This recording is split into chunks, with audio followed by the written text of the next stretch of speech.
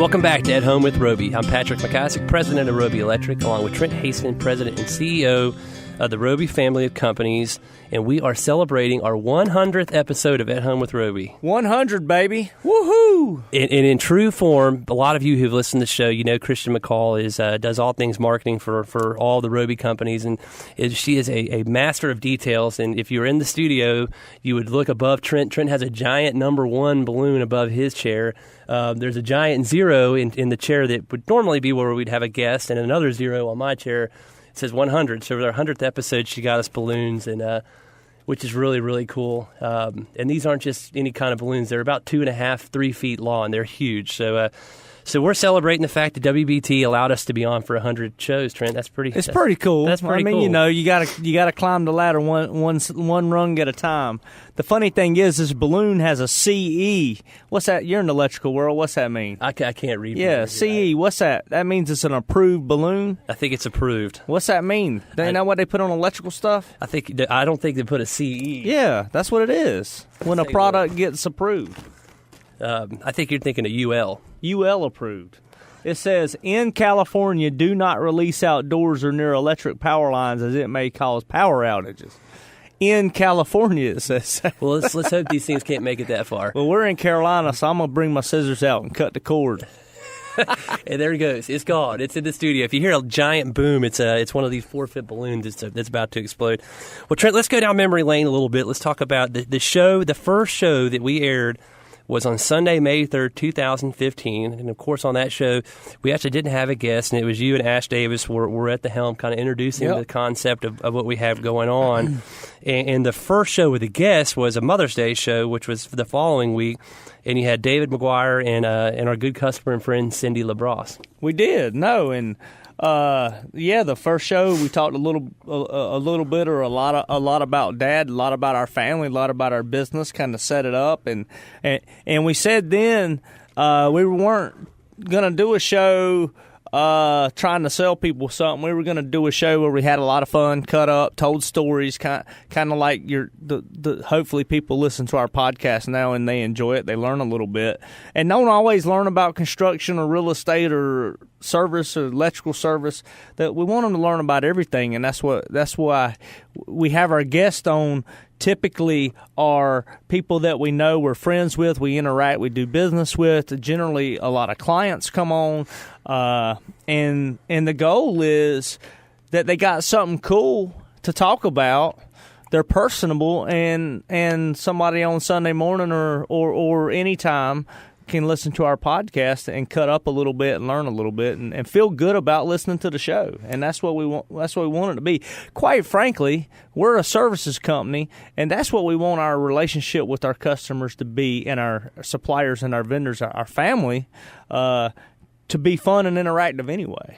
Right. I mean, I think that's the whole point of the show, is to provide a platform. Everybody has a story to tell. Everybody in the world. And some of the people that we have on has some unbelievably incredible stories to tell, and they get the opportunity to hear from these people that are in their own backyard. I mean, that's the beauty of Charlotte, is we have all these people that are amazing, that live in our community that some people might not even know or hear.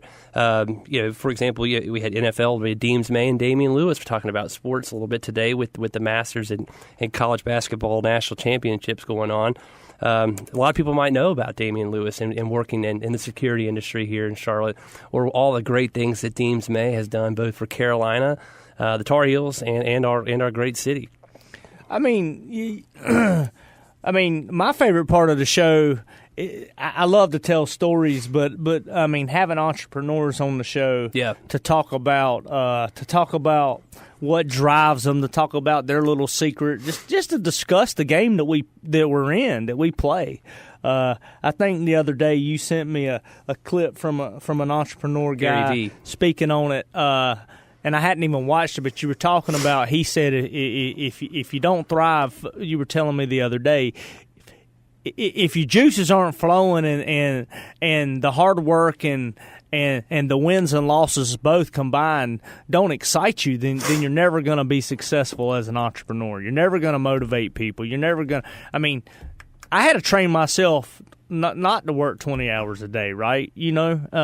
Take a lot of pride in that, but you're always on, and you're always working hard for success and with teammates. But when you love it, it doesn't love necessarily feel like work, and so do I. And who you're talking about is Gary Vaynerchuk, and I think I'm pronouncing his name wrong. If you haven't ever seen him on Facebook, follow him. I will warn you that some of his videos do contain some language. He gets very passionate very quick, but you're right. He talks about if you're just in the entrepreneurial game for the end result, you're just trying to find some end result, then you're going to fail. And he said that, well, you might not, but your likelihood to succeed is very small. But if you're in it because you truly love the grind, you have the disease or the blessing of loving the grind, then you have a great opportunity to succeed. Yep. And he talks about sort of stop making excuses and go do it. Yep. I'm on a couple nonprofit boards and stuff like that. I mean, everybody knows I'm really involved with Make-A-Wish and with the Home Builders Association. Have been with NARI, and it's the way it is. I mean, it's just opposite of us. And then we have staff that are this way, but they're 9 to 5 folks, and that, their whole world gets rocked if at 5:02.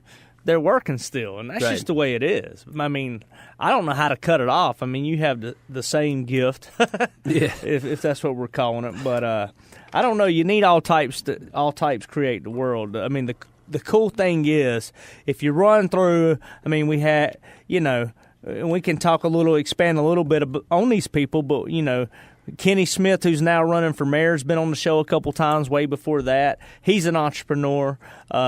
One of our really good friends and longtime clients, Tom Finks, the CEO of Bearings, formerly Babson Capital. Obviously an entrepreneur. Deems and Damian, both NFL players, are entrepreneurs. They're in business. Yeah. They're out here working. I mean, even look at the industry professionals. I mean, just read Harkey Talonstone, one of my best friends.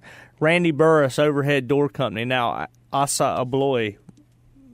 Mike Rogers, Killingsworth. I mean, Mike Waite from NARI. I mean, entrepreneurs, people that are in this game with us, and they all have a nugget to share. They do. And polish that diamond. So. We have Mark Williams from the Sporting Gin and from on Selwyn Avenue, and then most recently Scott Dunston from the Dunston Group, talking about his business and sort of talking the about struggles. swag. Yeah, it's swagger. That was a good show last week. We were cutting up a little bit. That was good. Talking about shooting that cock. The Gamecock, which you didn't get to shoot. They didn't make it. They didn't make it, but that's okay. We also have Brent Beeson and Mike Griffin in talking about entrepreneurs trend. I mean, those guys got it going on, and the cool part is every time we do a show, not only do we hope the audience gets educated, but we get educated. I think we learn one more new thing about our friends and allies that we maybe didn't know before, which is also it's great for us as well. Right. Well, I got a bunch of friends through some professional associations I'm in that run businesses, own businesses, or entrepreneurs, and in their business, they brand a little different than the Roby family and some businesses where they have to be less out there, or that's their strategy. It isn't a business where their brand is the number one thing that's going to carry them. And I'll ask them to come on the show, and they go, "Yeah, I don't really do that. That's not my thing." And then I'll count to 5 and not say anything, an old Sandler trick, and be patient. And then they go, "Well, what's it entail?" Well, I don't really. My brand isn't that. I'll come on the show. So I don't know. I'm a big believer, and I tell these guys that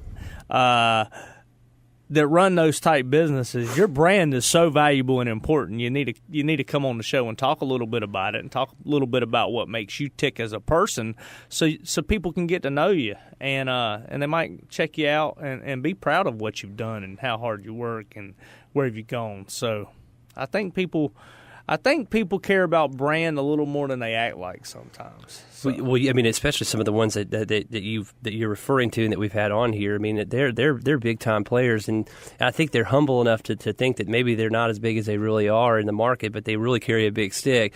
And when they come in here, and then you and I hear it, and I know they do when they're on the show, whether it be Sunday afternoon after church or throughout the week, that hey, I heard you had such and such on. I'd really like to know that guy. He seems very interesting in his business, so we've been trying to talk to for years. So they do have a powerful brand, and I think maybe that's humility that's playing the part that they don't think that they need to do that, but the fact they do makes a big difference. No, it's great, and we're blessed to have them come share some of their wisdom and excitement for business on the show with us. So we're going to continue reminiscing on our 100th show when we return. We'll be right back.